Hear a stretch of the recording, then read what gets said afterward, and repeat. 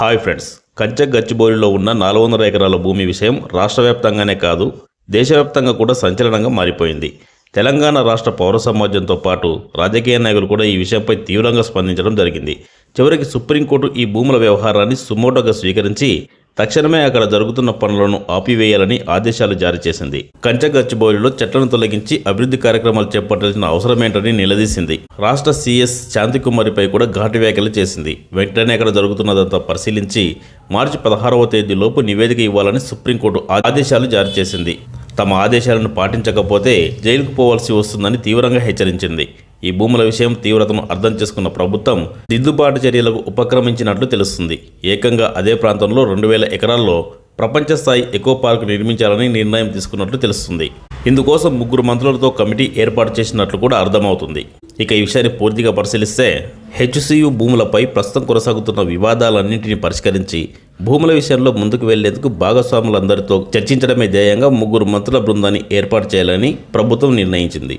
ఇందులో ఉప ముఖ్యమంత్రి, ఆర్థిక మంత్రి అయిన బట్టి విక్రమార్క, ఐటీ మంత్రి అయిన శ్రీధర్ బాబు, రెవెన్యూ శాఖ మంత్రి అయిన పొంగులేటి శ్రీనివాసరెడ్డి ఉంటారు.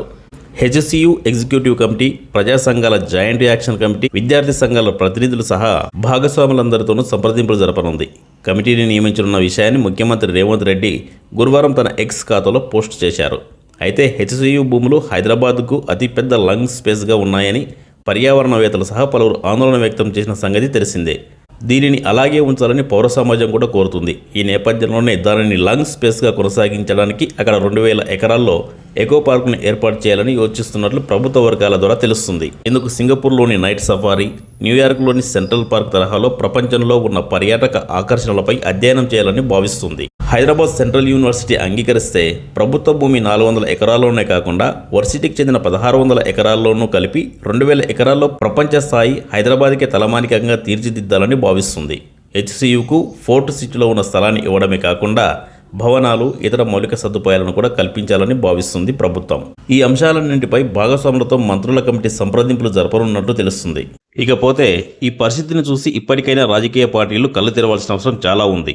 ఓట్ల కోసం ఆ పూటకు అలివిగానే హామీలు ఇస్తూ ఏమాత్రం అంచనా లేకుండా విచ్చలవిడిగా మేనిఫెస్టోలు తయారు చేస్తూ బాధ్యతారహితంగా వ్యవహరిస్తున్నాయి. ఎన్నికల మేనిఫెస్టో తయారు చేసుకునే ముందు అంతకుముందు రాష్ట్ర బడ్జెట్ ఎంత, మనం తయారు చేసుకున్న మేనిఫెస్టోలో అవన్నీ అమలవుతాయా అని కనీస జ్ఞానంతో ఆలోచించాలి. ఒకరిని మించి మరొకరు ఉచితాల పేరుతో ప్రజలను ఆకర్షించడం, ఆ తర్వాత వాటిని నెరవేర్చలేక తలకిందులైపోవడం, చివరికి ప్రభుత్వ భూములను అమ్ముకోవడం ఇదేనా పరిపాలన అంటే? మీ అధికారం కోసం ప్రజలను ఉచిత పథకాలతో మభ్యపెడుతూ రాష్ట్రాన్ని అప్పులపాలు చేస్తూ పోతే చివరికి ఏమీ మిగులుతుంది? సంక్షేమ పథకాల పేరుతో ఉచితంగా డబ్బులు పంచడం, ఏది పడితే అది ఉచితంగా ఇవ్వడం, వాటి కోసం ఉన్న ఆస్తులు అమ్మడం, వాళ్ళకు పప్పులు బెల్లంలాగా పంచడమేనా పరిపాలన అంటే? ఇలా అమ్ముకుంటూ పోతే భవిష్యత్తు తరాలకు ఇక ఏమీ మిగులుతుంది? ఇప్పటికైనా రాజకీయ పార్టీలు, నాయకులు మారాలి. మీ రాజ్యాధికారం కోసం అర్థం పర్థం లేని పథకాలను తీసుకొచ్చి ఆ తర్వాత రాష్ట్రాన్ని అప్పులపాలు చేసి ఆయాసపడటం ఎందుకు?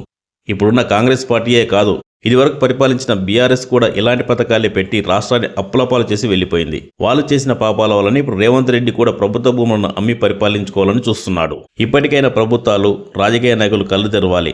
ప్రజలకు ఎలాంటి పథకాలు అవసరము, అవి భవిష్యత్తులో ఎలాంటి ప్రభావాన్ని చూపుతాయి అనే విషయాన్ని నిశ్చితంగా పరిశీలించాల్సిన అవసరం ఉంది.